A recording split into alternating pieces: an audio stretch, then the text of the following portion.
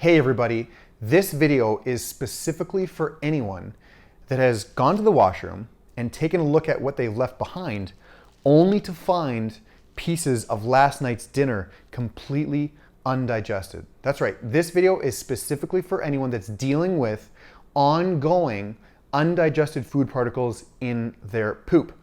And I'm going to explain what it means and what it could mean. And I'm also going to share with you some simple strategies that you can incorporate to fix this problem. Because, believe it or not, over time, if you're always dealing with undigested food particles in your poop, there's an underlying issue and it will lead to some further challenges down the road. So let's dive right in. If you don't know who I am, my name is Brendan. I'm also known as the Gut Whisperer, and I help people heal and seal their guts. Maybe you've heard of leaky gut before. Well, I'm the guy that fixes leaky guts. Maybe you've been diagnosed with an autoimmune condition. Maybe you want to lose some weight. Maybe you have skin issues. Maybe you have bloating issues. Maybe you have constipation issues or diarrhea issues. Maybe you've got even brain fog, for example. All of those are expressions of a leaky gut, and I'm going to explain exactly how this works. Now, in this video, I've got eight causes or the culprits of why you're seeing undigested food particles in your poop. The first five are basic. You're gonna seem that they're like, okay, well, those are pretty understanding. I understand why. And then the last four are a little bit more in depth. So let's begin. Number one, are you not chewing or are you chewing your food adequately? Most people that are seeing undigested food particles in their poop, they're not chewing the food properly. They're eating like Homer Simpson, kind of like a duck. God, he eats like a pig. I don't know. Pigs tend to chew. I'd say he eats more like a duck. Right? So first and foremost, you've got to chew your food. And I know we've been taught by our grandparents and our parents, chew your food. And it's really important. And this is why. So you've got to try to turn your mouthful into like a consistency of applesauce.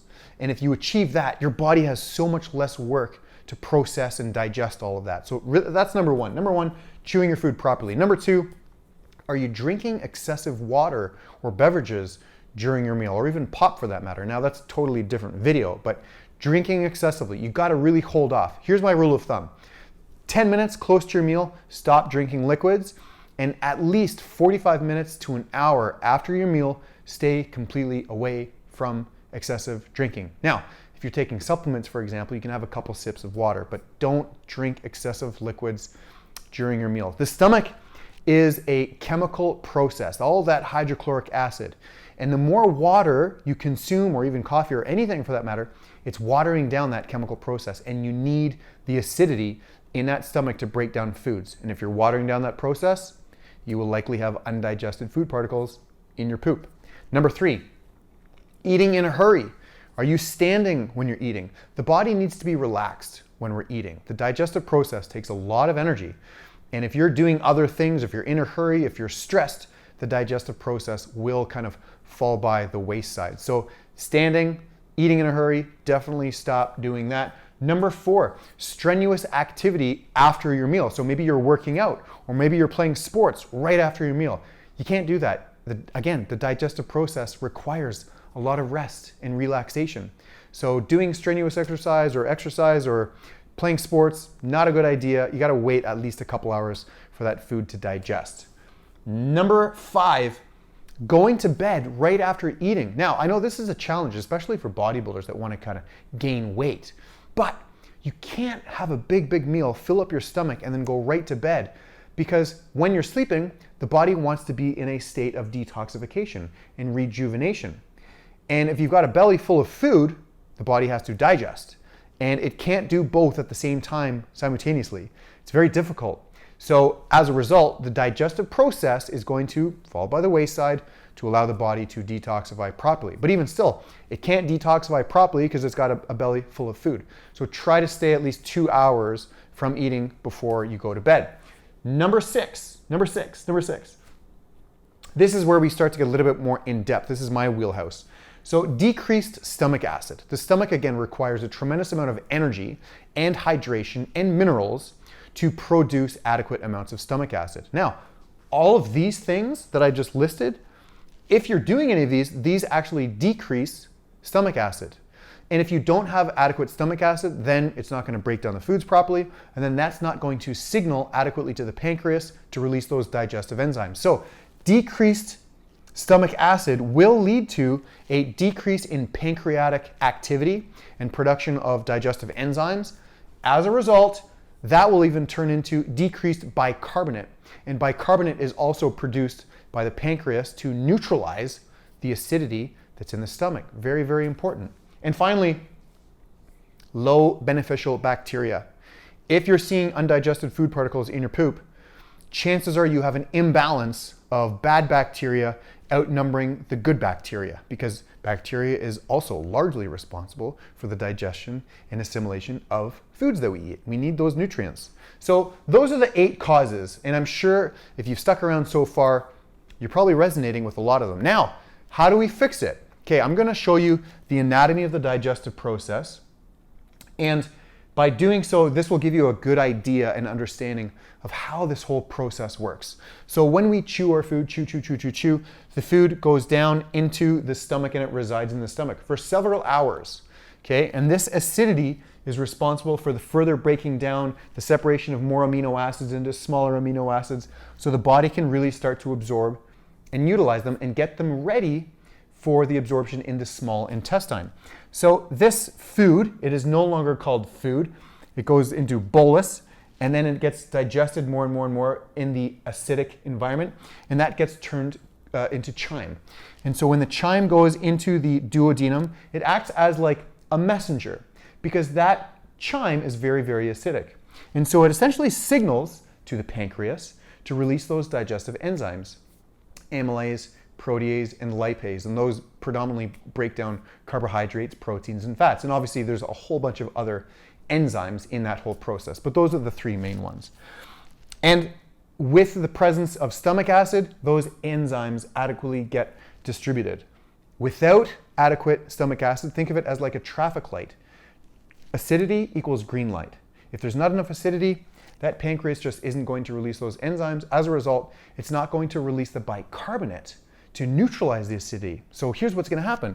You're going to have a lot of acidic foods in the small intestine, and that is going to cause a whole medley of different problems, and that is a different video altogether. But the problem is this: you're going to have undigested food particles floating around in the small intestine, and they're just too big, and in the transit time they're going to travel along, they're just not going to have the time to get broken down, as well as being too acidic. The body's just going to want to flush it out because it's too hot.